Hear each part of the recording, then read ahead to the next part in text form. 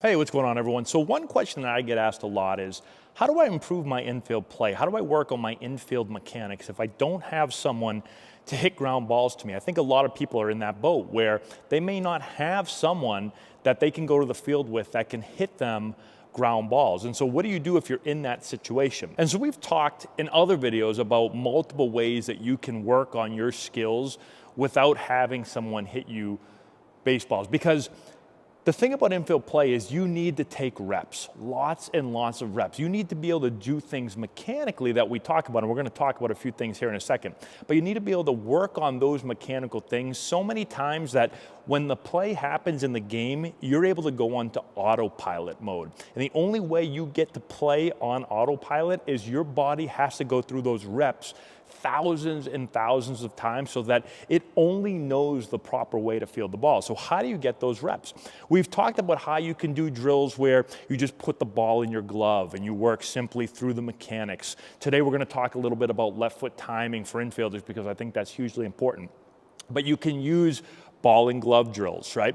Another great way, one way that we do it in the facility, is with a pitchback rebounder. So this is Rukket Sports pitchback rebounder.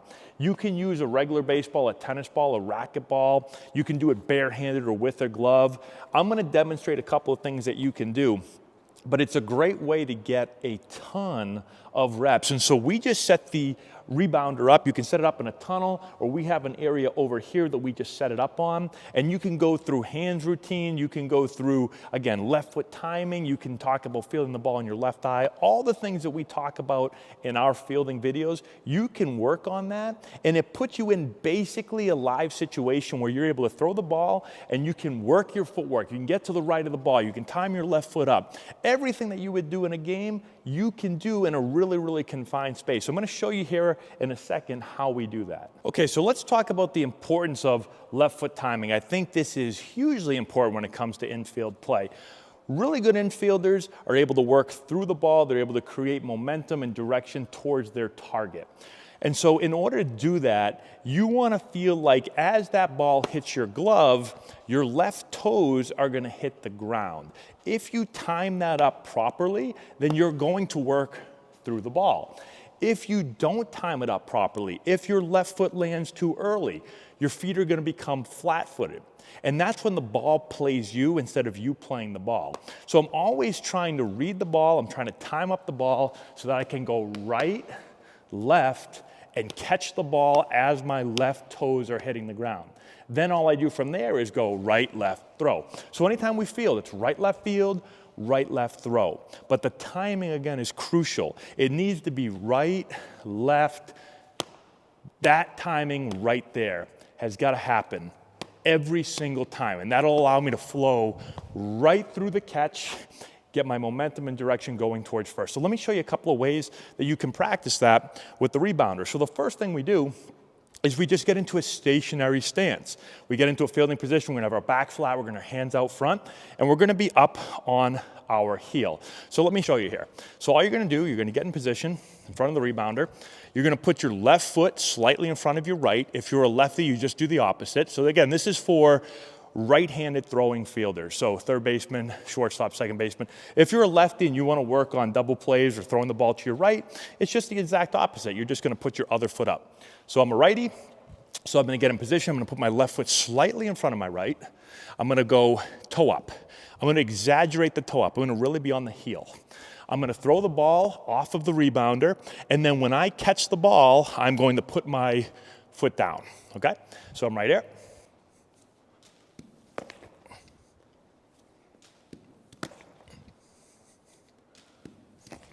So every time I catch the ball, I'm funneling the ball to my middle. So I'm funneling to the middle as my left toes go down. So you can see when that happens, see how it starts to make me work towards my target right there. So that's the timing. So we start off in that position. Really easy, stationary, just put your heel down, your toe up, and time it up. Catch it as you put your foot down. Your toes go into the ground, you're going to funnel. Then we go to the flamingo drill. Flamingo drill, we just lift the foot up off the ground. And we're going to now time it out so that we have to put our left foot down on the catch. So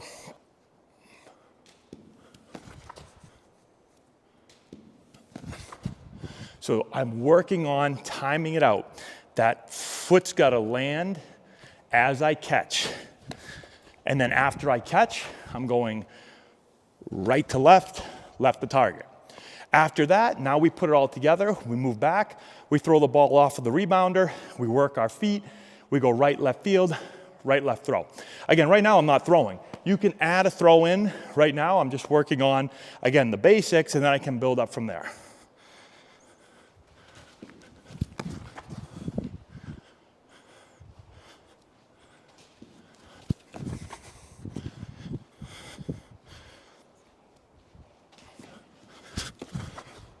So every time I do that, I'm timing up my left foot. And again, for me, I've played a long time, I've fielded 1 million ground balls. I can do that on autopilot. But when you watch young players that haven't learned it or haven't done it enough, they don't. And so they need the reps. They need the reps over and over again.